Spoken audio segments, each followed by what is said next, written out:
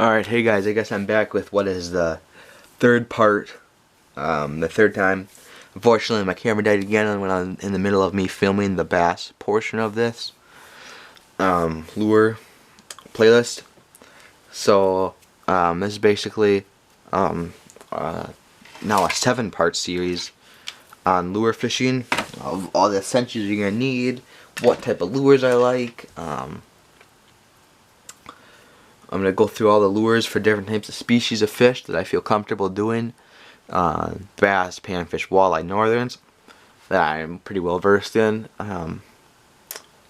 So I'd recommend watching this whole playlist, of course. The first one was kind of like an intro. The second one was a panfish. And then the last two ones have been parts of the bass series. Which unfortunately my camera keeps dying, so I keep getting kind of in trouble there. But I'm going to link the entire playlist right here, the whole playlist, in this card right here. And here's a little bit of terminology that I've been using through this whole thing, just so you're updated.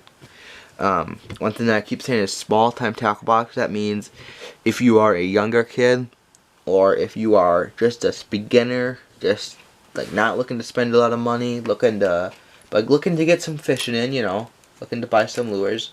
These are all lures I'd recommend that you definitely have. Again, beginner, little kid, not wanting to spend a lot of money.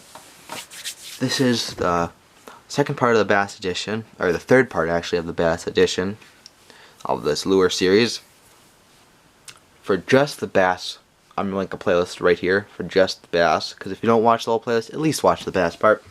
Now, for now, I'm going to stop rambling and get into this. Alright, here we go. So, as I was saying, most Lochleos don't look like that. This is what they most look like. Again, I was saying about my small time tackle box. If I had a small time tackle box, what would I have in it?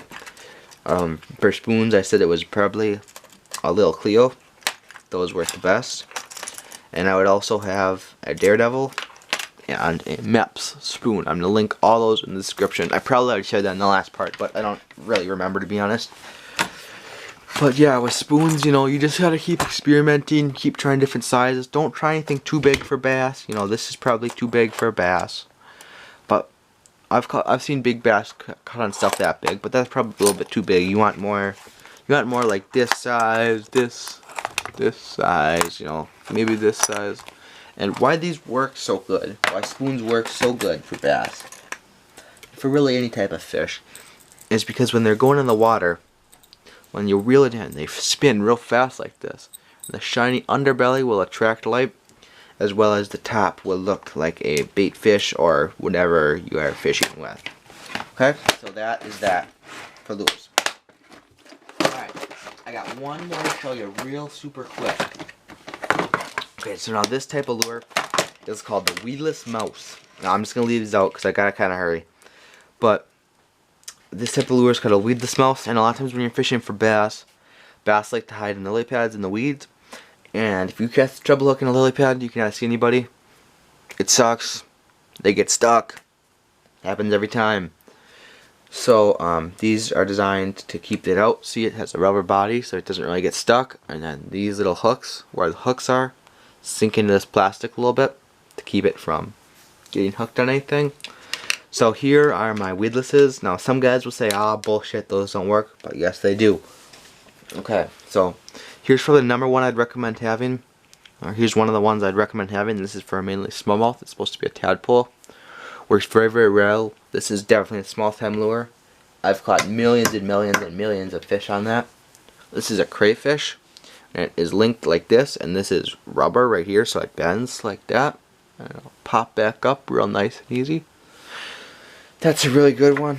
I've only caught a few bass on that. Maybe not my best lure. That one and probably this eel one, I'd say are maybe a 2 out of 5 if I had to rate them. That one's definitely a 5 out of 5. Okay, so here's a frog. Bass like frogs a lot. Now this one has the legs on it, but they're not as good as the Lunger Hunt ones with the legs on it, which I'll show later. They also have a little ball right there. They'll have a ball right there to weight it down. That's pretty nice. This one's pretty good. I mean, it basically basically is a frog. I mean, that one's pretty good. I've caught lots of fish on that. Now this is a basic frog, or leech, or whatever. It's just supposed to look like a helpless creature moving through. And these are supposed to either look like dead frog legs, these little tendrils on the back, or leeches.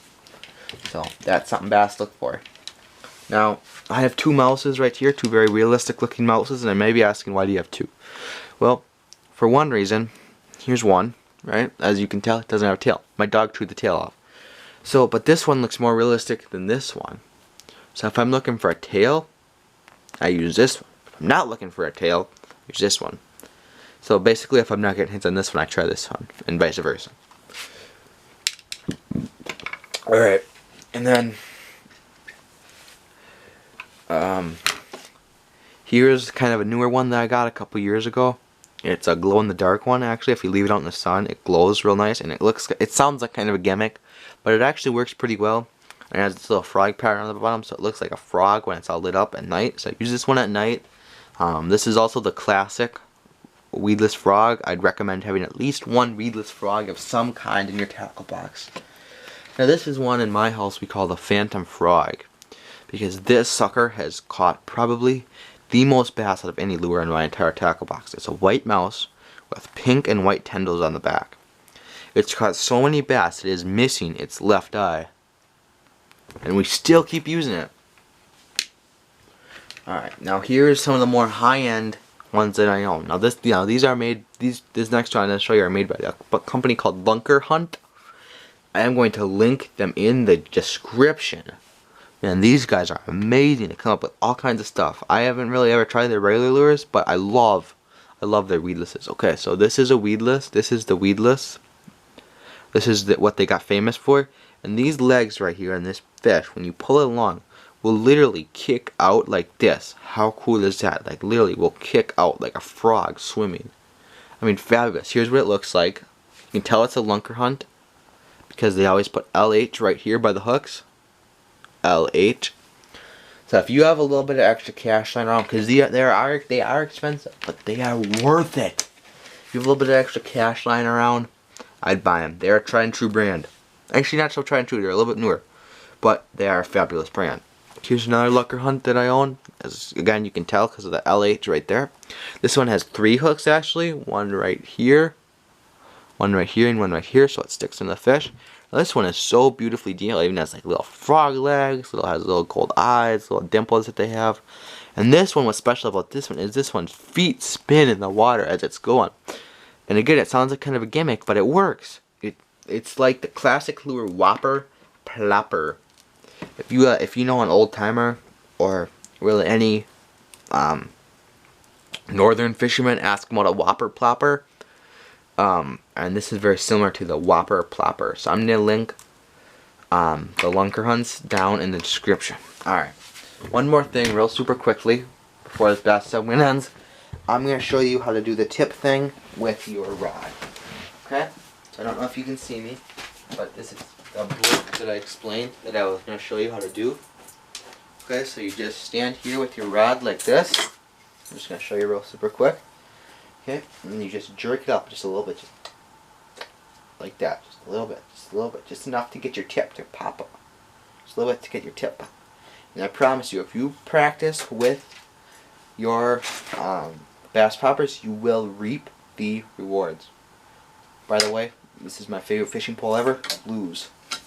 I would use it. Orange Crush. Alright, that is it for the bass segment of this video. See you guys later. Bye bye.